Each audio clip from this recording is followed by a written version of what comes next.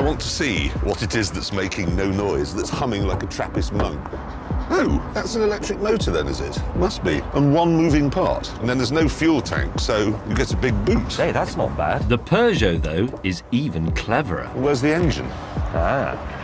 It's in the back. It's a 911. It is a 911, yeah. This is what the 911 will look like in another 10 or 15 years' time. So the engine's in there? Oh, It's under there. That's not a very big boot. You wouldn't be able to get a dog in there. Discussing luggage space, it is like I'm back on old Top Gear. Can I get a beard? Yes. Have you got sat-nav in your car, James? No, I haven't. Have you? Yeah.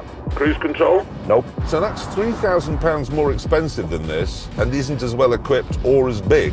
And what's more, the Leaf can even deliver your own personal Greenpeace lecture. It's By talking. the 12th of May, electric cars worldwide saved a total of 344,000 eco trees. What do they mean? What's an eco tree? What are you saying, woman?